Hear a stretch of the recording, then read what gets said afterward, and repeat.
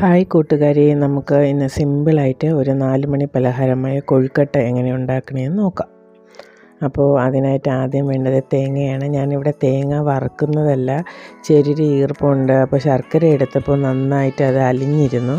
അപ്പോൾ ഒന്ന് അതിനെ പാവ് കാച്ചി ഈ തേങ്ങയോടൊപ്പം ചേർത്തെടുക്കാമെന്ന് കരുതി അങ്ങനെ തേങ്ങയെ ചെറുതായിട്ടൊന്ന് പാനിൽ വെച്ചൊന്ന് ചൂടാക്കിയതിന് ശേഷം ശർക്കര പാനി അരിച്ചൊഴിച്ചെടുത്തിട്ടുണ്ട്.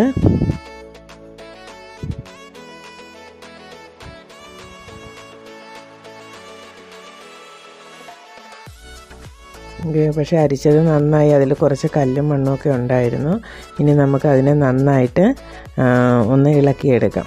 ഇപ്പോൾ നമുക്കത് നല്ല വെള്ളമായിട്ടിരിക്കുന്നത് പോലെ തോന്നും, പക്ഷേ ഇല്ല, കുറച്ച് കഴിയുമ്പോഴത്തേക്കും അതൊന്ന് തണുക്കുമ്പോൾ നല്ല മുറുകി വരും.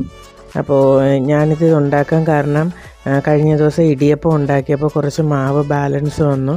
അപ്പോൾ ഞാൻ കരുതി അതെടുത്ത് വെച്ചിട്ട് ഇതുപോലെ കൊഴുക്കട്ട ഉണ്ടാക്കാം, വൈകുന്നേരം മോനൊരു സ്നാക്സ് ആകുമല്ലോ എന്ന് കരുതി അങ്ങനെ എടുത്തതാണ്. അപ്പോൾ ഇവിടെ ഏകദേശം നമ്മുടെ ശർക്കരയെല്ലാം മുറുകി വന്ന് തുടങ്ങിയിട്ടുണ്ട്. നമുക്കിനി അതിനെ നന്നായിട്ടൊന്ന് ലോ ഫ്ലെയിമിലിട്ട് ചെറുതായിട്ടൊന്ന് ഇളക്കി കൊടുക്കുമ്പോൾ അത് ക്ലിയറായി വന്നോളും. അപ്പോൾ ഏകദേശം ഇവിടെ റെഡിയായി വന്ന് തുടങ്ങിയിട്ടുണ്ട്, ഒന്ന് മുറുകി വന്നു.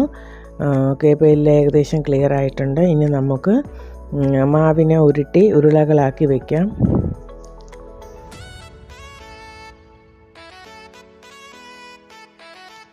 ഞാൻ മാവിനെ എല്ലാം എടുത്ത് നേരത്തെ തന്നെ ഫ്രിഡ്ജിൽ നിന്ന് വെളിയിൽ വെച്ചു, എന്നിട്ട് ഉരുളകളാക്കി എടുത്തിട്ടുണ്ട്. ഏകദേശം ഒരു 10 ഉരുളകളാക്കി എടുത്തു.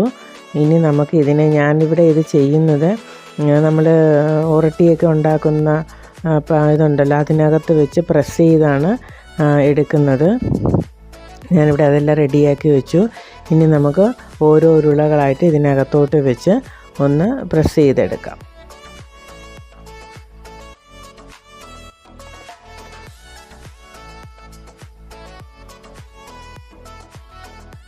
ഓക്കെ, ഇവിടെ ഈ ഒരു വലിപ്പം വേണമായി.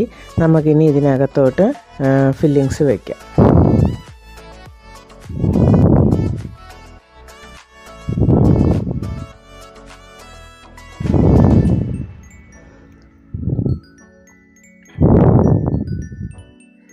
ഞാനിവിടെ ഇഡ്ഡലി ചെമ്പെല്ലാം എടുത്ത് വെച്ചിട്ടുണ്ട്. എന്നിട്ട് അതിൽ ആവി കയറ്റുന്ന പാത്രം വെച്ചിട്ടുണ്ട്, ഇതിനകത്തോട്ട് വയ്ക്കുക. പിന്നെ ഞാൻ ഇതിനെ നമ്മൾ ഒരു മറ്റേ കവറുണ്ടല്ലോ ചോറൊക്കെ പൊതിയുന്ന, അതിനെ മുറിച്ച് അതിനകത്താക്കി മടക്കിയാണ് വെക്കുന്നത്. വേറൊന്നുമല്ല, നമ്മൾ സാധാരണ വെക്കുമ്പോൾ ഈ ശർക്കരയെല്ലാം വെന്ത് കഴിയുമ്പോൾ ഉരുകി ഇറങ്ങാറുണ്ട്. അപ്പോൾ ഇങ്ങനെ നമ്മൾ പൊതിഞ്ഞ് വെക്കുകയാണെങ്കിൽ അത് അതിനകത്ത് തന്നെ